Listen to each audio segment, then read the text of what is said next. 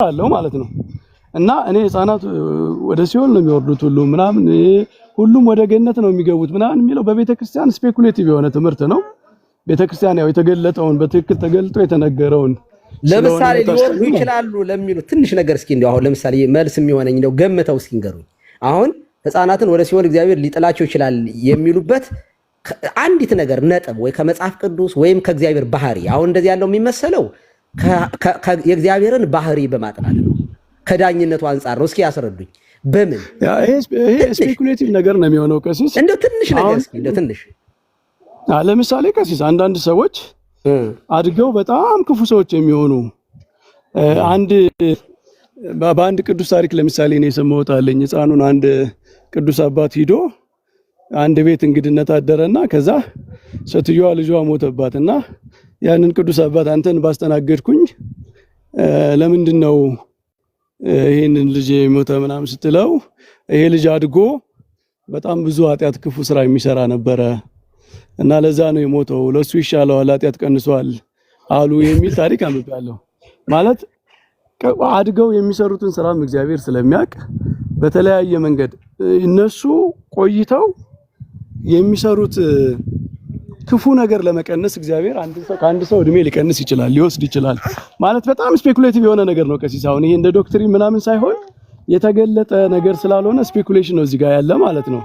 ግን እኔ ምንድነው እኔ አሁን ያንተን ንገረኝ ካሉኝ ቀሲስ እኔ አብዛኞቹን ህፃናት እግዚአብሔር ይመራቸዋል ብዬ ነው ማስበው። ተስፋዬም እንደዛ ነው ከቸርነቱ አንፃር ማለት ነው። ጥቂቶቹ ግን ሲኦል ይወርዳሉ የሚያስቧቸው ይኖሩ ይሆን? እስኪ እነሱን በየትኛው ህግ ነው ሲኦል የሚወርዳቸው? በምን እስኪ ወይ ከባህሪያቸው አንፃር ወይ የሆነ ህግ ጠቅሰው በምን እግዚአብሔር ፈጠረ?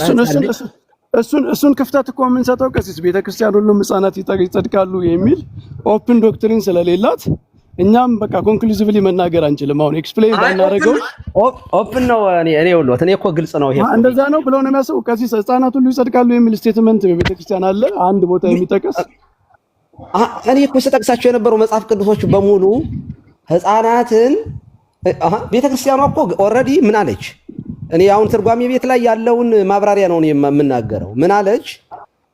በጽንሰት ጊዜ በአዳማዊ ምክንያት ይመጣ የነበረውን ነገር ቆርጦላቸዋል፣ ንጽሐ ጠባይ ተመልሶላቸዋል፣ ቁራኝነትን አጥፍቶላቸዋል። መርገመ ሥጋ እንዲያውም ቡሩክት አንቲ እማንስት ወቡሩክ ፍሬ ከርስኪ የሚለው ሲተረጎም ቡሩክት አንቲ እማንስት አንቺ ከሴቶች ተለይተሽ መርገመ ሥጋ መርገመ ነፍስ የሌለብሽ በረከተ ሥጋ በረከተ ነፍስን እያማለልሽ የምታሰጭ፣ ወቡሩክ ፍሬ ከርስኪ ልጅሽም መርገመ ሥጋ መርገመ ነፍስን የሚያጠፋ በረከተ ሥጋ በረከተ ነፍስን የሚያድል ሆነልን ነው ተብሎ ነው የሚተረገው። መርገመ ሥጋ መርገመ ነፍስን የሚያጠፋ ሆነ፣ በረከተ ሥጋ በረከተ ነፍስ የሚያሰጥ ሆነ። እኔ ለዚያ እኮ ነው ያንን ይውልዎት ሔዋን ድንግል ነበረች በገነት አይደል? ስለዚህ ቀሲስ አሁን እንደው ባጭሩ ማለት ነው ቀሲስ ቤተክርስቲያን የማንም ሰው ልጅ ቢሆን ቡዲስትም ሆነ እስላምም ሆነ ምንም ሆነ ልጆቹ መንግስተ ሰማያት ይገባሉ የሚል ኤክስፕሊሲት የሆነ ትምህርት አላት ብለው ነው አሁን ሰው እንዳቋም ያዙ። ስለ ቡዲስቶች ልጆች አላወራንም። እሱን ራሱን የቻለ አሁን እንዳናሰፋው እናንተን እንዳይል ግን ይኸውልህ ያው እሱ እንደዛ ስላሉ ነው እኮ ቅድም አይደል? አይ እኔ እውነት ለመናገር እንደ እንትን በቃ እኔ ግልጽ ነው እኔ እዛ ላይ ያለውን የሙስሊም ልጆች ምናምን የሚለውን ምን ትላለች የሚለውን ይሄን ታጠይቄ ሌላ ጊዜ ነግሮታል። ግን ተጠንቀቅ እያልክ እሱን ደግሞ ኧረ ታላቁ ግን ህፃናትን ግን ኦኬ ዝም ብዬ አንዳንድ የራሴን ቁጭ አድርጌ መጻሕፍትን ከፍቼ ኦኬ እስኪ እግዚአብሔር ይዳኛቸው እነዚህ በቃ አንድን የሙስሊም ህፃን ልጅ ወዲያው እንደተወለደ አንደኛ በነገራችን ላይ በጣም ማሰብ ያለብን ይሄ ሰው ሲወለድ ቁሽሽ ያለ ባህሪ እንደ ድሮ አይነት ይሄ በጣም የተበላሸ የበከተ ሆኖ ይወለዳል ከተባለ ኦኬ ማን ነው ህፃኑ ልጅ የሚሰጠው? ኦኬ ማለት አብሮ ስለተኙ ልጅ አይወለድም። ከታች አንድ ሰው እንደዛ ሲጽፍ ነበር ስለኔ የሚያነሳ ማለት ነው። ግድ የለም የግሌ ልተው ግን ልጅ እግዚአብሔር ስጦታ ያዩ ነው አይደለ? ልጅ ግን የእግዚአብሔር ስጦታ ነው። እኔ የራሴ ምስክር ነኝ። የእግዚአብሔር ስጦታ ነው። አብሮ የተኛ ሰው ሁሉ መውለድ እንደማይችል እኔ የራሴ ኤቪደንስ ስለሆንኩኝ ማለት ነው። የእግዚአብሔር ስጦታ ነው። ታዲያ እግዚአብሔር ልጅ ሲሰጥ ምን ብሎ ነው የሚሰጠው? የእጁ ስራ ነው። የእጁን ስራ ፈጥሮ በ40 ቀኑ ቢሞት የራሱ የእጁ ስራ ነው። እንኳን አይደለም የእግዚአብሔር አዲስ ኪዳን አምኖ ተጠምቆ ልጅነት ለማግኘት ይቅርና የእስላሞችንም እምነት እንኳ ተቀብሎ መሄድ እንኳ የማይችልበት ስቴት ላይ ነው ያለው። ቢሞት ነፍስ ራት ነው የምትሄደው። ታዲያ የሚዳኝባት ምንም የለም። ምንም አይነት በቃ ማለት ህገ ልቦናም አይዳኘውም። ይሄ ህንጻ ልጅ ህገ ኦሪትም አይዳኘውም። ህገ ወንጌል ከነዚህ የወጣ ህግ የለም። እዚያ ሮሜ ላይ የአሕዛብን እንኳ ከባህሪያቸው ይላል። እንደውም የአይሁዳውያንን ኃጢአታቸው የባሰ እንደሆነ በሶስት ነገር እንደሚጠየቁ ይነገራል። አንደኛው ህግ ተሰጥቷቸው ህግኑ በመሻሩ ይጠየቃሉ። ሁለተኛ በህገ ልቦና ይጠየቃሉ። አንድ ይሄ ከአሕዛብ ጋር የሚያስማማቸው ነው አለ ሮሜ ላይ ይናገራል። አንደኛው ህገ ልቦና አሕዛብንም ህዝብም አንድ አድርገው የሚዳኝ ህገ ልቦና አለ። ሁለተኛ ከአሕዛብ የባሰ ፍርድ ለእስራኤላውያን አለ ይላል። ለምን? እነዚህ ህግ ተቀብለው ህጉን ምሽረውታል ሁለቱንም። ስለዚህ አሕዛብ በዚህ ይቀልላቸዋል ይላል ትርጓሚያችን። በምን? ቢያንስ የሚጠየቁት በህገ ልቦና በተሰጣቸው ነገር እግዚአብሔር መርምረው ባለማወቅ እንጂ ህገ ኦሪት እነሱን አይመለከትም። የእነሱ ህግ አይደለም። በዚህ አይዳኙ። ስለዚህ ይቀልላቸዋል። ለሰዶምና ለገሞራ የሚለው አንዳንድ ትርጓሚዎችን በዚህ ይብራራሉ። እና ምን ለማለት ፈልጌ ነው? ህፃናትን እግዚአብሔር ሲኦል የሚያስገባበት በብሉይ ኪዳን ከሆነ እንስማማለን። ምክንያቱም ያ ኔቸራቸው ራሱን ችሎ እስቴቱ ገነት የሚከለክል ስለሆነ ራሱን መርገሙ የተረገመ ነፍስ የተረገመ ስጋ ስለሆነ እሱን ይዞ ገነት መግባት ስለማይቻል የተዘጋ ነገር ስለሆነ ከገነት ውጭ ነው የተወለዱበትም የባህሪም የተወለዱበትም እዚያ ከገነት ውጭ አዳም አይመራ ለሔዋን የሚለው ከወጡ በኋላ ነው። ያንን እንደያዙ ገነት ሱጥ እያሉ መግባት የለም። ስለዚህ ህፃናትም ወደ ሲኦል ነበር የሚወልዱ በብሉይ ኪዳን። አሁን ግን በጽንሰቱ ጊዜ ቁራኝነትን ካጠፋላቸው በራስ መወቀስ መከሰስ ከተጀመረ አዲስ ህግ ከተሰራ በአዲሱ ህግ ነው የሚዳኙት። አዲሱ ህግ ህፃናትን ይዳኛል ወይ ከተባለ አይ የስ ኦር ነው ማለት። በነገራችን ላይ እንግዲህ በአንድ ዓመቱ አዌር የሚያደርግና ክፋትና ደግነትን የሚሰራ ህፃን ልጅ ካለ ሊኮንን ይችላል። በነገራችን ላይ ለምሳሌ በ3 ዓመቱ ህፃኑ ቂርቆስ የእናቱ አበነፍስ ሆኗል። ንስሐ አባቷ ሆኗል። ሰባኪዋ ሆኗል። እንደዚህ ያለ ህፃን አንዳንድ ህፃን ልጅ እንደዚህ ያለ ዝሞ ክፉ የሆነ ከሆነ ክፉና ደጉን መለየት ከቻለ በዚያ ህገ ልቦና በተሰጠው ጥበብ እግዚአብሔር ከህፃነቱ ጀምሮ በሰጠው ነገር ይዳኘዋል ብዬ አምናለሁ። 4 ዓመቱም 6 ዓመቱም ክፉ ማለት ሰጥቶት ማገናዘብ የሚችል በጣም ጥበበኛ ሆኖ የሚያድግ ልጅ ሆኖ ኃጢአትን ከሰራ በራሱ ይወቀሳል፣ ይከሰሳል ብዬ አምናለሁ። ከዛ በተደገድ ገና ሲወለድ ብሎ ወዲያው ቢሞት ይሄ ህንፃ ልጅ ሲኦል አላገኘውም፣ በታምር አላገኘውም። ቴንኪው ቀሲስ መምህር በረከት ሐሳብ ይስጡና እየዘጋ ነው እንሂድ። ኢዮቤ ትቀጥላለህ፣ ታላቁ ጅብሪል፣ ከዛ መምህራችን ሰፋ ያለ ደቂቃ እንሰጡትና እየዘጋ ነው እንሂድ። ካልሆነ ነገ እንቀጥልበታለን። መምህር በረከት እርስዎም ይከፍታሉ መሰለኝ። አይ ቲንክ ታላቁ ይቀጥልና ብዙ ታላቁን በማምጣቱ የኛ ይሄ እንትን በጣም ደስ ብሎኛል። የጠፋ ሰው እና በጣም ጥሩ መምህር ኤፍሬም ቆይተዋል። የሆነ ነገር ይላልና ሰላም ብያለሁ። ሰላም ጤና ይስጥልን ብያለሁ። እኔም ሁላችሁን ረጅም ሰዓት ስለማልቆይ ነውና ምናልባት እስካሁንም የቆየሁት ጉዳዩም ያቆይ ሆኖብኝ ነው። እግዚአብሔር በሚያውቅ ውይይቱ በጣም ድንቅ ነው። የአሁኑን ረጅም ሰዓት የወሰዳችሁበትን ጥያቄ በአጭር ለማየት ያክል ምንድነው ሚስ አንደርስታንድ የምትሉት በዚህ ባለሙ አነጋገር ባለመረዳት የግል ሐሳብ የምትጽፉ ሰዎችንም አያለሁ። እንደዚህ አይነት ግብረ መልሶችንም አያለሁና ምን ለማለት ፈልጌ ነው፣ ቀሲስ ወጡ መሰለኝ እንጂ እንዲህ አይነት ጥያቄዎች አለው ግሩም ፍትሐ እግዚአብሔርን የሚጠብቁ ጥያቄዎች አሉ እና እነሱ ላይ ትኩረት ማድረግ ቢኖር አደራ ለማለት እወዳለሁ። ምን ልትል ፈልገህ ነው ካላችሁኝ እንዲህ ብዬ ላብራራ። ህፃናት ህግ ተሰርቶላቸዋል። ወንድ በ40 ሴት በ80 ቀን ዳግም እንዲወለዱ ሁለተኛ ልደታቸው እርሱ እንደሆነ ተነግሯል። አሁን እየተወራ የነበረው ቀሲስና መምህር በረከት እያወሩ ያሉት ምን ላይ ነው? በዚህ ሕግ ሳይዳኙ የቀሩ ድንገት ከጥምቀቱ ሳትደርስ ወይም ሳይደርስ ሞት ቢቀድማቸው እንዴት ነው የሚሆነው ለሚለው ነው። የተሻለውን አስበው መንግስተ ሰማያት እግዚአብሔር ቸር ስለሆነ ያስገባቸዋል ብሎ ስለ ቸርነቱ ማውራት የእግዚአብሔርን ቸርነት ማብዛት ስለሆነ ግሩም ነው፣ ያሰኛል፣ ጥሩ ሐሳብ ነው። በእርግጠኝነት ግን የሚገቡት መንግስተ ሰማያት ነው ወይ ብሎ በእምነት ካልሆነ በቀር በእውቀት እርግጠኛ ሆኖ መናገር አይቻልም። በእምነት ካልሆነ በቀር በእውቀት እርግጠኛ ሆኖ መናገር አይቻልም። ምክንያቱም ለነርሱ ሕፃን ሆነው ሳይጠመቁ ቢያልፉም መንግስተ ሰማያት ገነት መንግስተ ሰማያት ይገባሉ የሚል ጽሑፍ ስለሌለ ማለት ነው። ቅድም የተነሳው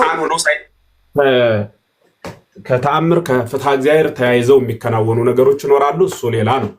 ሌላው ግን ጥያቄ ሁሌም 3 አይነት ጥያቄ አለ፣ 4 አይነት መልስ አለ።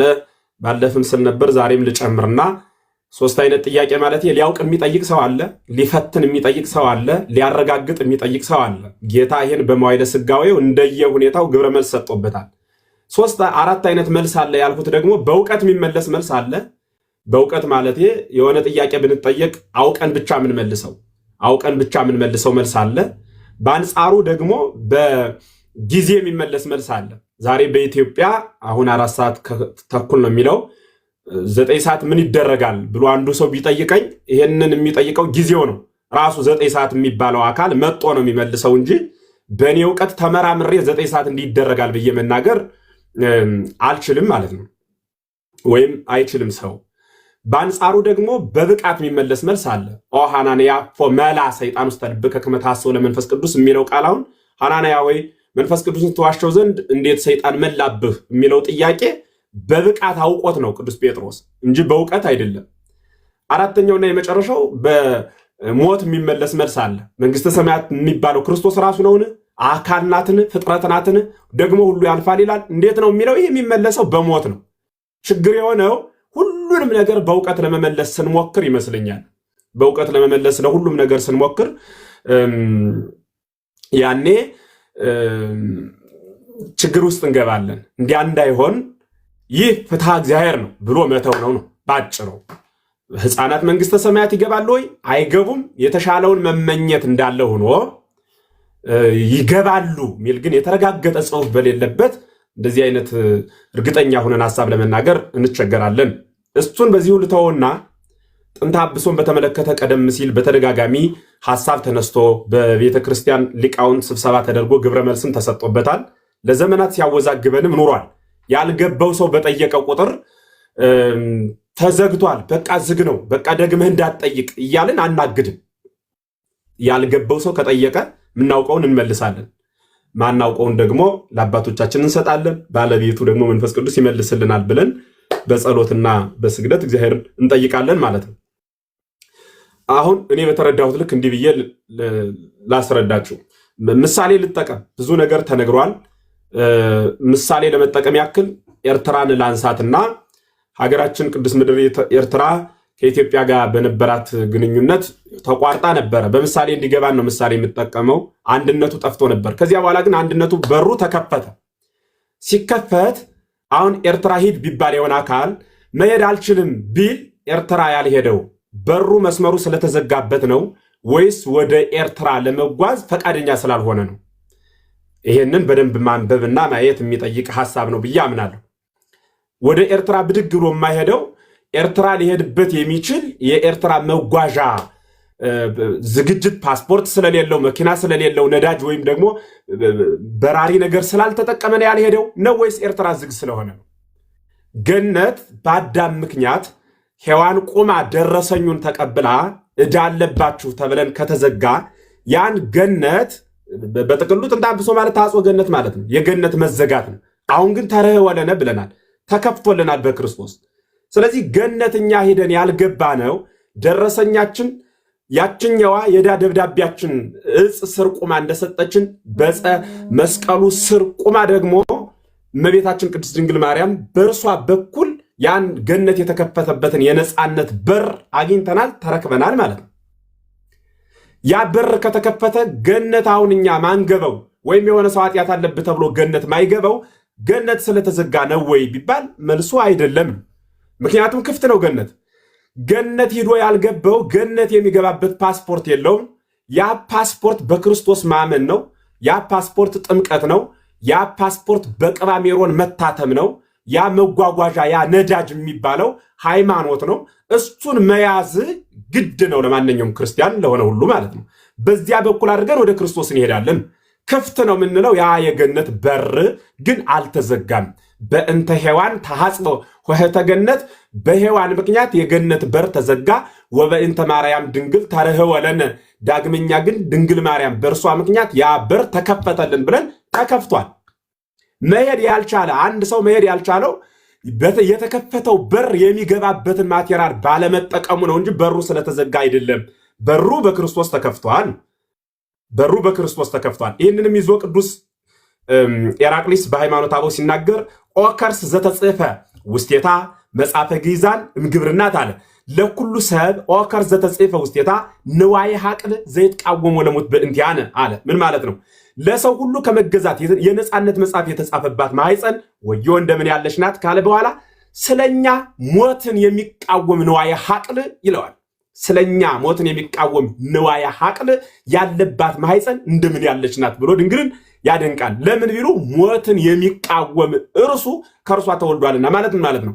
የገነትን በር መዘጋት የሚከፍት እርሱ ነውና ነው። ስለዚህ ገነት ክፍት ነው። ገነት ከተከፈተ ገነት ባለመግባታችን እስከ ዛሬ ድረስ ገነት ዝግ ነው ማለት ምንድነው? አንድ የዲያቆን ዳንኤል ክብረት አንድ ነገር ሲናገር ሰምቻለሁ። ምንድነው የሚል ኤሊ ከኖህ ጥፋት በጥፋት ዘመን በሰባት ካት ዘመን ወደ መርከብ ሲገቡ ተቋርጣ የቀረች ነፍሳት ናት ይላሉ።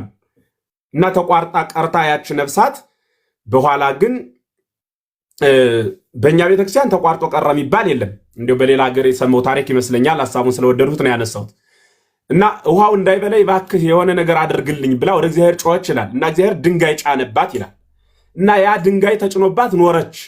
መጨረሻው ሁለቱ ኤሊ አንዱ ኤሊና አንዱ ኤሊ ሲገናኙ ይሄ የጥፋት ውሃ አልፎ መቼ ነው የድንጋይ ከራሳችን ላይ የሚነሳልን ብለው ያወራሉ ይባላል።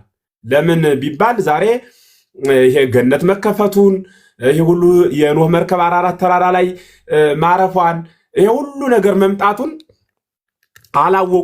አላወቁም ማለት ነው። ወይም ደግሞ አልሰማችም ማለት ነው። ኤሊ አሁን ገነት ተከፍቷል በክርስቶስ በሩ ክፍት ነው።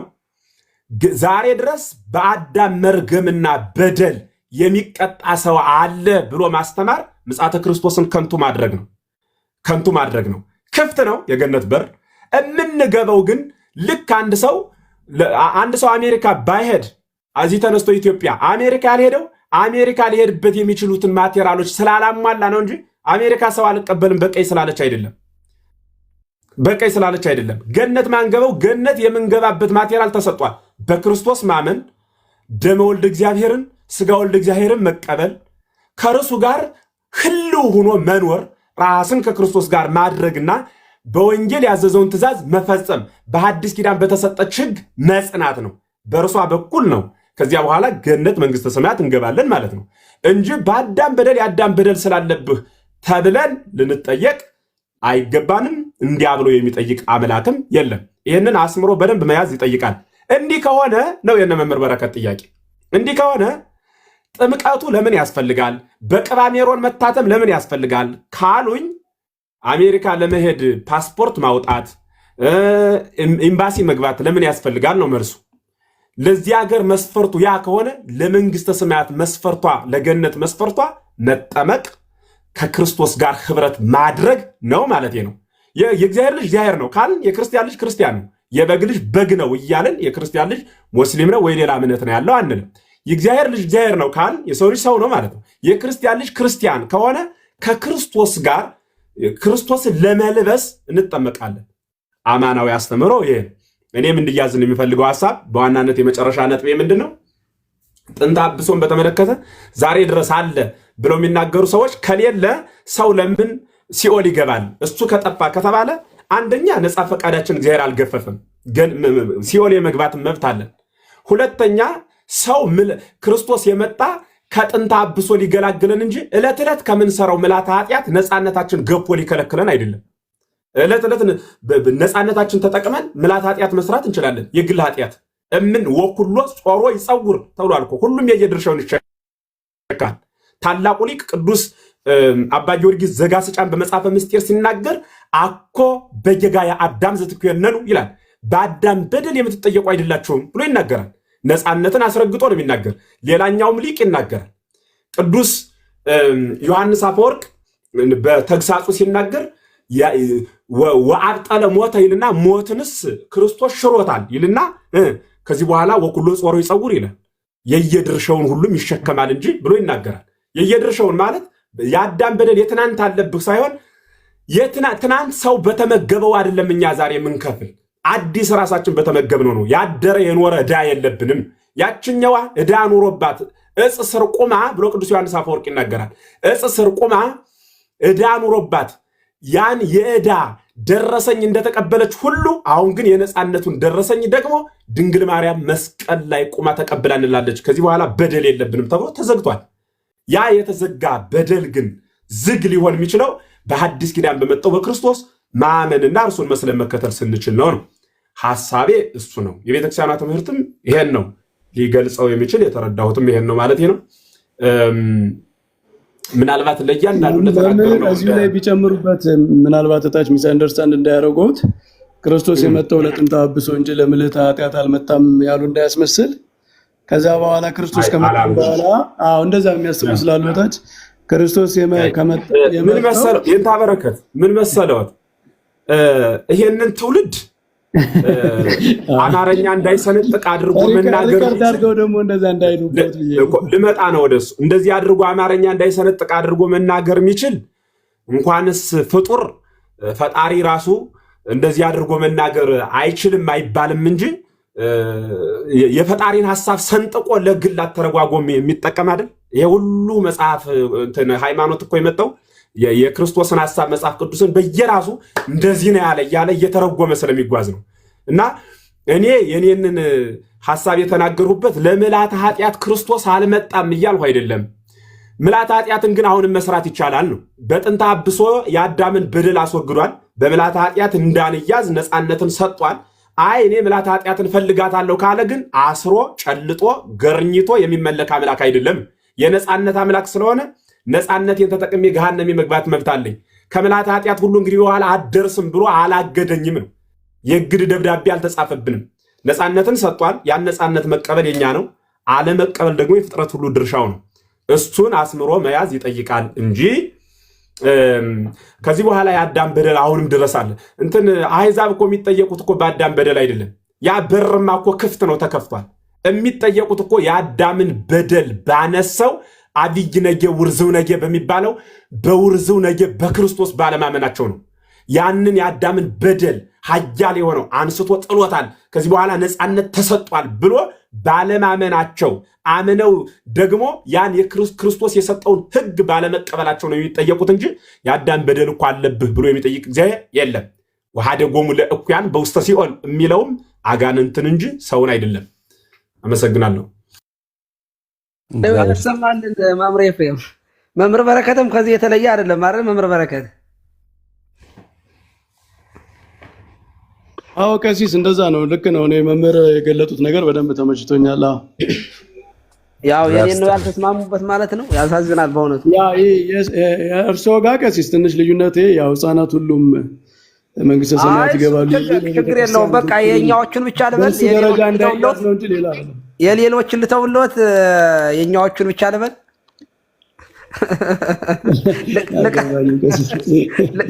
ጥሩ ነው። መምህር ኤፍሬም ጥሩ አጠቃለውታል። አይ ቲንክ ጥሩ ነው። ሁላችንም ሀሳብ ሰብሰብ አድርገው ባይዘው መምህር በረከት ይሄ ሀሳብ በጣም እንደ ወንድምነት በእውነት ዝቅ ብዬ ልጠይቅ። እኔ በጣም ነው የምደመመው። ይሄ የሊቃውንቱ ማብራሪያ እንደዚህ ትምህርት በህይወቴ ውስጥ የገባኝ ትምህርት አለ ብዬ አላምንም። መምህር በረከት እንደው የመጨረሻ እንደው በጣም የገባኝ ትምህርት ቢኖር ይሄ ነው ብዬ አስባለሁ። እና ደግሞ ቤተክርስቲያኗ የምትገልጠው ልክ እንደ መምህር ኤፍሬም መግለጥ ላልችል እችላለሁ ኦፍኮርስ፣ ግን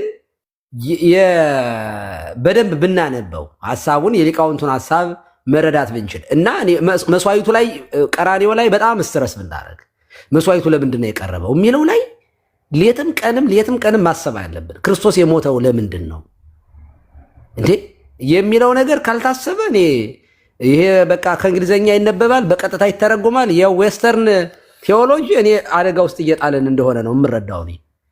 ወይም እንደነሱ መርገም ኃጢአት ይሄ ጥንት አብሶ አለ ብለን ወይ አላመንን እኛ እንደዚህ ኃጢአት ይወረሳል በሰው ይመጣል ምናምን ብለን አናምን።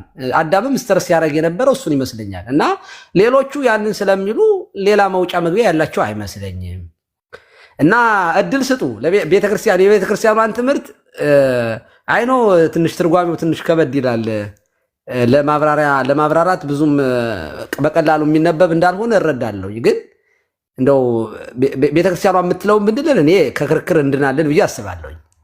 የኢትዮጵያ ኦርቶዶክስ ተዋሕዶ ቤተክርስቲያን ምን ትላለች? ከሆነም ደግሞ የእውቀት ልዩነት ቢኖር አሁን እኛ በአማን ነጸረ በደንብ ይሄን አብራርቶታል። ወልታ ጽድቅ ላይ አንብቡት። እሱን ለሌሎቻችሁ ነው።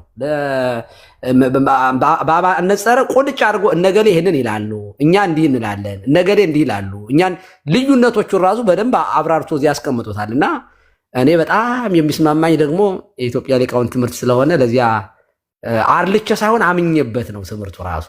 እና መስዋዕቱ በጣም ደስ ይላል። ክርስቶስ የከፈለው በቀራንዮ ላይ ያ መስዋዕት ማንን የዋጀ የሚለው በደንብ ካልታየ እኔ በጣም የሚከብድ ይመስለኛል።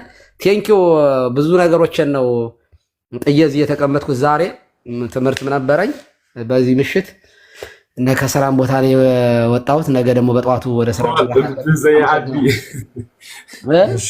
ከዚህ የሚበልጥ ትምህርት የለም። እውነት ለመናገር አዎ፣ በጣም አዳም ነው እንግዲህ የቆሰቆሰው። በጣም በደስታ ነው። እኔ ከዚህ በኋላ ጥያቄ ነው የምሆነው። ባይዘ ከዚህ በኋላ የሚመጣ ሰው ካለ ጥያቄ ነው የምጠይቅ። ማብራሪያ ምናምን አላብራራም። እኔ አይ ኖ የሚል ሰው ካለ ጥያቄ አለኝ። በጣም ብዙ ግትልትል የሆነ ጥያቄ የማይመለስ ማለት ነው። የኛ ቤተክርስቲያን ግን ኦልሬዲ ስለዘጋች በቃ የማያፈናፍን ትምህርት አላት ብዬ ነው የማምነው። ቴንኪው።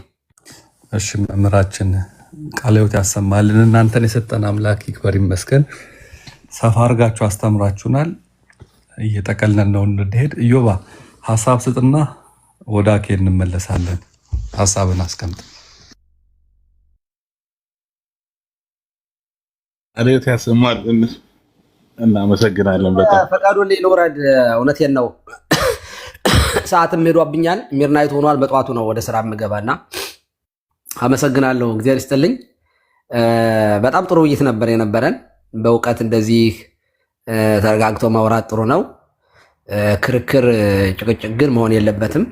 ብዙ ያልገባን ነገር ሊኖር እንደሚችል እገምታለሁኝ። መቼም ሁሉ ነገር በአንዴ ጨልጠን ልናውቀው ስለማንችል ከዚህ ቀደም ይሄ ጉዳይ ሀሳቡ ተነስቶ በጥሩ ሁኔታ በደንብ ተገናዝበን አልቆ ነበር። ግን አሁን እየተደበቀ የሚመስለው ነገር ቆይቶ ደግሞ ይወጣል።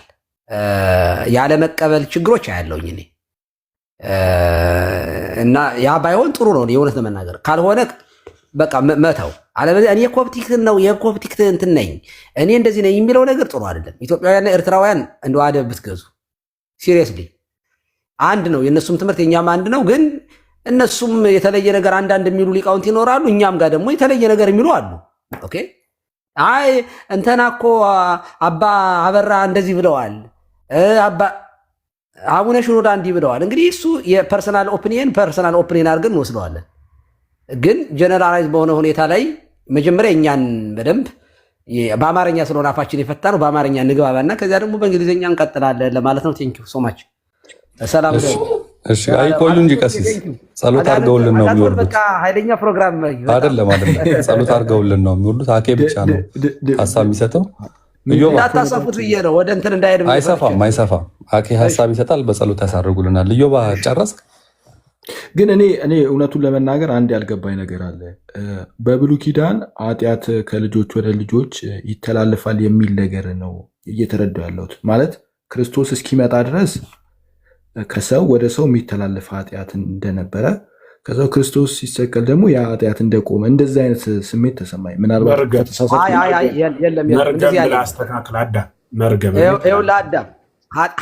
አንዳንድ ጊዜ በቤተክርስቲያን ዘቀዳሚ መርገም ጥንተ አብሶም የሚል መጽሐፍ ልታነብ ትችላለህ። ግን ኃጢአት እንደ ደም እየተቀዳ እንደውም የሆነ ትርጓሜ ምን ላይ ነበር መምህር ኤፍሬም? አሁን ሲቀዳ ምናምን ደም እየተቀዳ ይመጣል ማለት አይደለም የሚላል የሆነ ትርጉም ምን ላይ ነበረ? እንደዚያ የሚባል ትምህርት የለንም። ግን ዮሐንስ ራእይ ነው 7 አሁን ይተላለፋል የምንለው ምኑን ነው? ፎለን ኔቸር ነው ማለት ኦኬ። አዳምና ሔዋን ኃጢአት አደረጉ፣ ከዚያ ተረገሙ። ካንተ የተነሳ እንደዚህ ይሁን እንደዚህ ወደ 11 የሚጠጉ አሉ ዝርዝሮች ሰይጣንም ጭምር። ከዚያ ሰው ሲወለድ አዳም አይመራል ሔዋን አዳም ሔዋንን አወቃት አለ። ኦኬ ጸነሰች፣ ወለደች። ስትወልድ የአዳምና የሔዋን ባህሪ የነፍስ የስጋ መርገም ስለነበረ ያንን አይነት እየሆነ ሰው ይወለዳል ነው። እሱን ነው እንግዲህ ገነት ያዘጋ ስለነበረ ኃጢአት ተብሎ ተጠርቷል። ኃጢአት ተብሎ ተጠርቷል። ከዚያ በኋላ ደግሞ ሰዎች ሁሉ በራሳቸው ደግሞ ኃጢአት ይሰራሉ። ምክንያቱም እሱ ራሱ ለኃጢአት ያዘነበለ ማንነት ነው። ጽድቅን የሚሞክሩ ነበር አይደል? ሲሞክሩ የነበረ ደክ ደክ እያሉ እንደነ አብርሃም እንደነ ሎጥ እንደዚህ አንዳንዶቹ ሞክረው ነበር፣ ግን ገነትን አላስከፈትም። ሁሉም ኃጢአት ሰርተዋል፣ የእግዚአብሔር ክብር ጎሏቸው። ሁሉም ኃጢአት ሰርተዋል የሚለው ራሱ የሚያሳየው የፎለን ኔቸርን ነው፣ በራሱ ያሳያል። ሁሉም ምክንያቱም የዚያ ባህሪ ናቸው። ስለዚህ ክርስቶስ ግን ከዚያ እርግማን ዋጀን ነው እና እንጂ ኃጢአት ይተላለፋል። የአዳምና የሔዋን ኃጢአት የነሱ በደል እነሱ የሰሩት ወደ ሌላ ይተላለፋል። እንደውም በነቢያትም ላይ ተጽፏል። የለም እንዲህ የሚባል ትምህርት የለንም። እኛ እውነት ለመናገር እንደዚህ አዳም ከተረዳን እኔ እንደዚህ አላልኩኝም በግሌ። መምህር ኤፍሬምም እንደዚህ ያሉ አልመሰለኝም። መልሰዋል ራሳቸው። አዳም ቴንኪው። እሺ ቴንኪው። እግዚአብሔር ይስጥልኝ። እኔ አዎ ጨርሻለሁ። እሺ ዮባ አፈር ነው። ዮባ ሀሳብ ስጥና ወደ አኬ እንሂድ። ጋቶኒ ቴንኪው፣ ሁላችሁንም ቴንኪው። አይ መጀመሪያ ላይ ቅድም ስንጀምር ሳይሆን እኔም አርፍጄ ነው የመጣሁት። ተርሚኖሎጂ ዲፋይን ይደረግ፣ ቃላቶች በደንብ ዲፋይን መደረግ አለባቸው። ኮንሰፕቱ ከኦሪጂናል ሲን ሲባል ራሱ ፕሮቴስታንት ኦሪጂናል ሲል ምን ማለቱ ነው? ግብፅ ያለችው ቤተክርስቲያናችን ኦሪጂናል ሲል ስትል ምን ማለቷ ነው? ሲሪያክ ያለችው ቤተክርስቲያናችን ኦሪጂናል ሲን ስትል ምን ማለቷ ነው የሚለውን ነገር በደንብ መጀመሪያ መተንተን አለብን ብለን ነበር እንትን ያለው። ምክንያቱም ኤክስፕሬሽን ሊለያይ ይችላል እና ኦር የቃላት አጠቃቀማችን ኤክስፕሬሽናችን ሊለያይ ስለሚችል ማለት ነው። እና ያንን ስቴት ከሆነ እንትን የምንለው ቀሲስም አንድ ነገር ብለው ነበር ቅድም። ምክንያቱም ሞስት ኦፍ አብዛኛው ውይይት ዲስከሽን እንትን ያለው ህፃናት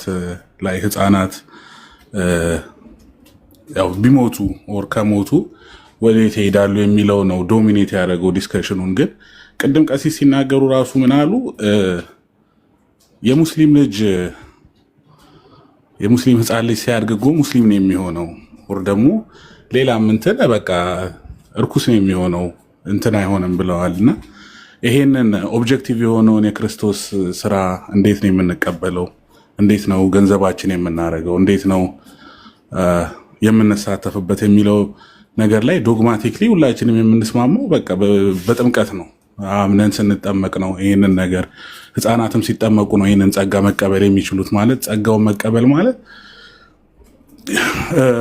ቤተክርስቲያን ውስጥ የሚጨመሩት የክርስቶስ አካል የሚሆኑት ከሞቱና ከትንሣኤው ጋር የሚተባበሩት፣ ከዛም አልፎ ደግሞ ጥምቀት የሚስጥራት በር ነው። ጥምቀትን ከተጠመቁ ስጋና ደሙን መውሰድ ይችላሉ።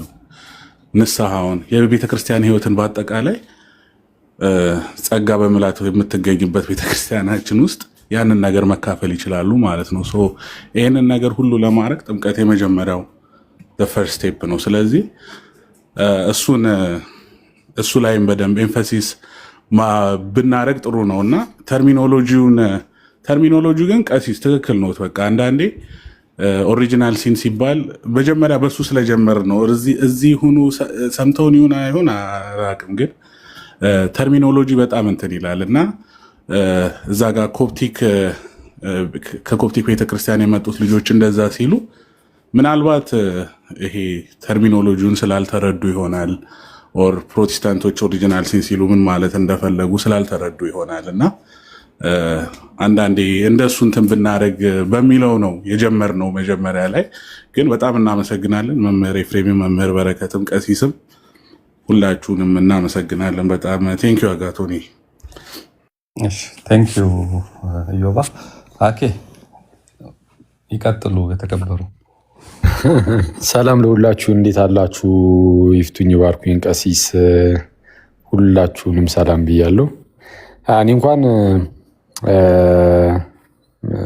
መምህር ኤፍሬም እያስተማሩ የነበሩትን ሰምቼ ነበርና እሱ ላይ ጥያቄ ነገር ኖሮ ነበር የገባሁት። ያው ግን እያጠቃለላችሁት ከሆነ ነገሩ ምናልባት ሊራዘም ስለሚችል ወይ በዚህ ላይ ቋጩትና ምናልባት ሌላ ጊዜ የምንገናኝ ከሆነ የምንቀጥል ይሆናል። ምን ይሰማሃል አንተ? ቢታይ ቀር ወደ መጨረሻ አካባቢ ከተነሳው አንጻር ይሄ ለምሳሌ ከድህነት አንጻር ምናምን እንግዲህ ያው ምናልባት ካልተረዳሁት እኔ እንጃ ንግግራቸውን ካልተረዳሁት እኔ እንጃ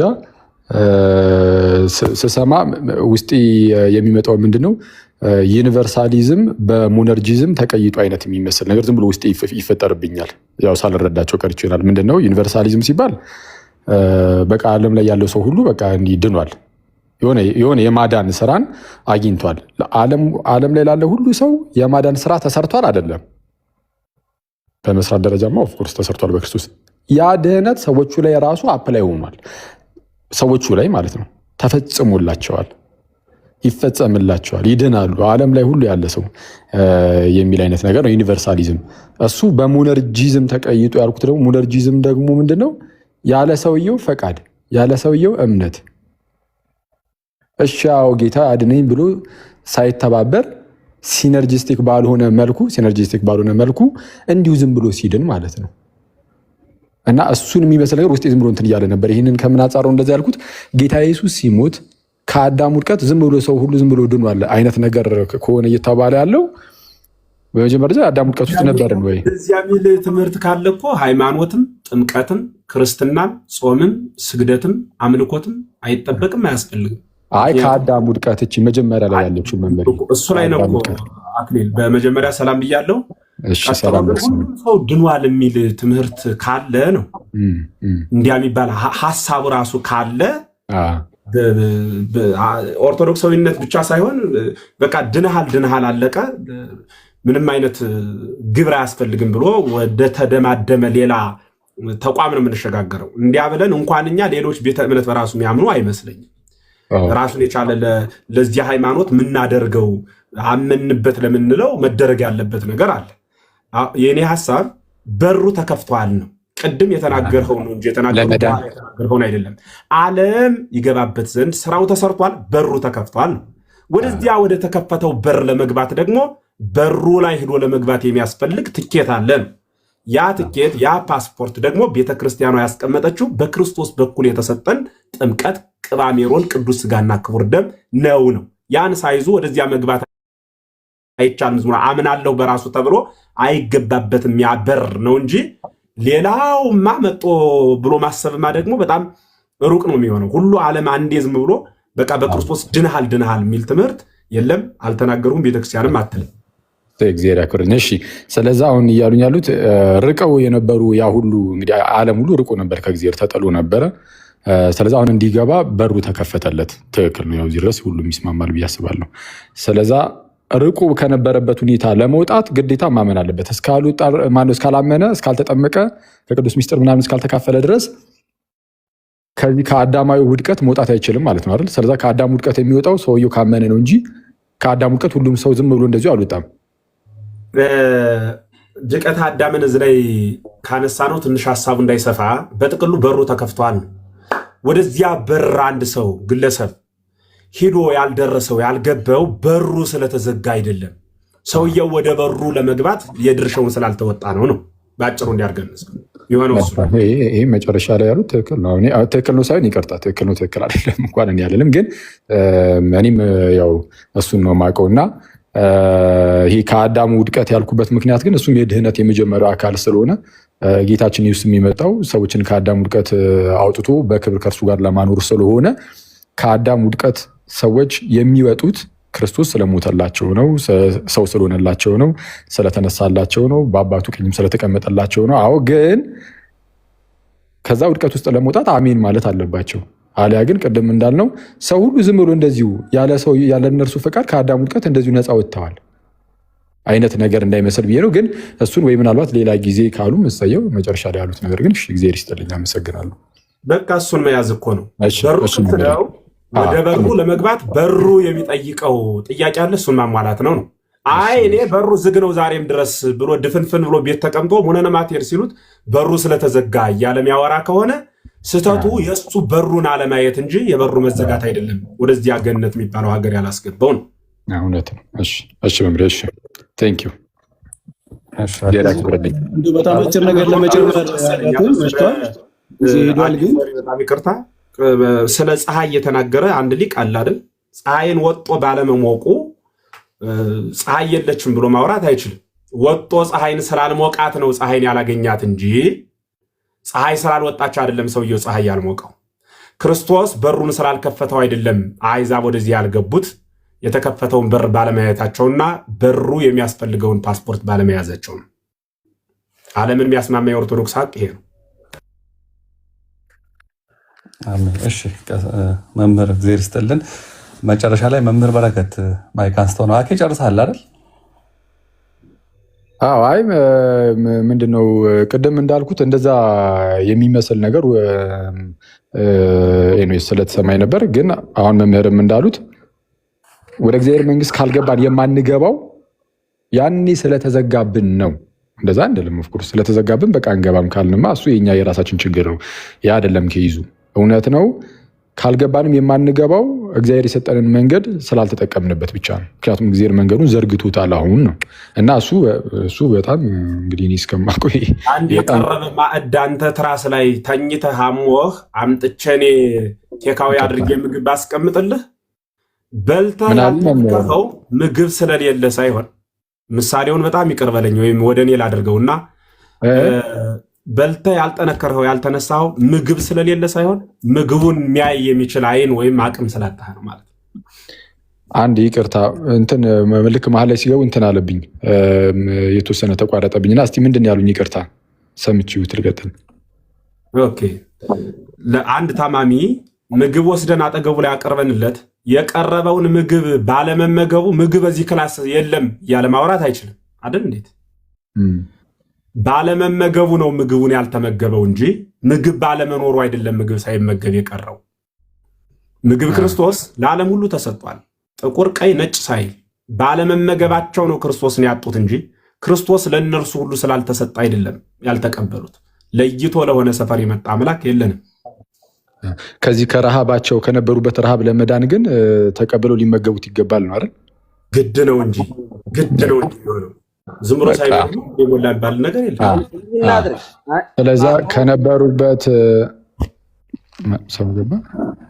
አክሊል እንትን እናድርግ። በጣም ጥሩ ሁኔታ ነው ዛሬ ያወራ ነው። ከአንተ ጋር ለብቻ እኔ ራሴ ማውራት ፈልጋለሁ። ለብቻችን እናወራለን። ለምሳሌ አንተ ጋር ያሉ ጥያቄዎች ካሉ እኔም እጠይቅሃለሁኝ፣ አንተም ትጠይቀኛለህ። በደንብ እንደው እስከ ጥግ ድረስ ከአንተ ጋር ማውራት ፈልጋለሁ እኔም እና እዚህ ላይ ግን ፖለቲካ የሚሰሩ ሰዎችም ስለሚኖሩ አሰፍስፎ የሚጠብቅም ብዙ ወንበዴ ስላለ በጥሩ ሁኔታ ዛሬ ውይይታችን አጠናክረናል። ግን በጣም ሁሌ ነው የምመኘው ወይም እኔ እናንተ ብቻ ገብተን ላይቭ ላይ ተነጋግረን ነበር እኮ አይደል አክሊል? የሆነ ታይም ላይ ከዚህ በፊት አውርተን ነበር። በደንብ እናወራለን። ኧረ ኢንተርቪው እያረገኝ በደንብ ማውራት። እኔ እኮ በነገራችን ላይ በጣም ኦፕን ነኝ፣ ማውራት የምችል ሰው ነኝ ብዬ አምናለሁ። ቀሲስዬ እችን ፖለቲካ ይሰራበታል፣ ለዛ ነው። አሁን እኮ ጥሩ ነው ቀሲስ። አሁን እንትን ምንድን ነው መምህር ኤፍሬም ባሉት ላይ የቀረ ነገር ካለ ብዬ ነው። አሁን መምህር ኤፍሬም መጨረሻ ላይ እንዳሉት ያ ሰው በረሃብ ውስጥ ነበረ፣ ምግብ ቀረበለት። ምግቡን ያልተመገበው ስላልቀረበለት ሳይሆን በቃ እሱ አልመገብም ስላለ ነው። የምርም ግን ምግብ ግን ቀርቧል። ህመምተኛ ለሆነው ዓለም የእውነት ምግብ የሆነው ክርስቶስ ቀርቦለታል። የሚመገብ ቢኖር ከዛ ህመም ውስጥ ይወጣል፣ የማይመገብ ግን በህመሙ ይቀጥላል አይነት ከሆነ ይሄ ምንም ምንስ ያነጋግራል? ይሄ በቃ በህመም ውስጥ የሚቀጥል ሰው ክርስቶስን የማይቀበል ነው። ክርስቶስ ግን ለህመምተኞች ሁሉ የቀረበ ምግብ ነው ነው። ይሄ በቃ አያከራክርም፣ ራሱ ትክክል ነው። በጣም በጣም በጣም አሪፍ ነው። እግዚአብሔር ይስጥልን ሁላችሁም። ቀሲስዬ መምህራኖቻችን እግዚአብሔር ይስጥልን። ከዴቪድ እና ብፁዕ አምላክ ያው ቤተኛ ስለሆናችሁ ለዛሬ ከይቅርታ ጋር ማለት ነው። ጥያቄ ቆይ ብፁዕዬ፣ ነገ ወይ ይቅርታ እኔ ካልሆነ ሰዓት ስለሄደብኝ ነው። ብፁዕዬ ሌላ ጊዜ ወደ ጸሎት ያሳርጉ። መምህር በረከት ቅድም አንስተው ነበር ማይክ ከዚህ እንዳሉት ሌላ ጊዜ እንናገራለን። ችግር ተክለዋል። በጣም ጥሩ ጸሎት ያርጉልን ቀሲስ። ቃልዮት ያሰማልን ሁላችሁንም። አዳም አለህ? አዎ ቀሲስ አለው። አንተ ነህ እኮ ያው የትምህርት መጀመሪያም መጨረሻም የቀደመው አይደለህም አይደለ? ዳግማዊው ነህ እና ጥሩ ነው። በጣም ጥሩ ነው። የተወያየ ነው። በጣም እነ አዳም እና አጋቶን እነ ኢዮብ በጣም አድጋችኋል በእውነቱ። ማለት ኢትዮጵያ ውስጥ ያሉት ሲተኙ እናንተ እዚህ ትከፍታላችሁ እና ጥሩ ቴዎሎጂካል ሀሳቦችን እያነሳችሁ ዲቤት ታደርጋላችሁ፣ ትወያያላችሁ። በጣም ደስ ይላል። ሁላችሁንም ከልብ እናመሰግናለን። መምህር ኤፍሬም፣ መምህር በረከት፣ ኪንግ ዴቪድ እና ብፁዕ አምላክ አክሊል፣ አጋቶን ሁላችሁንም ቀሲስ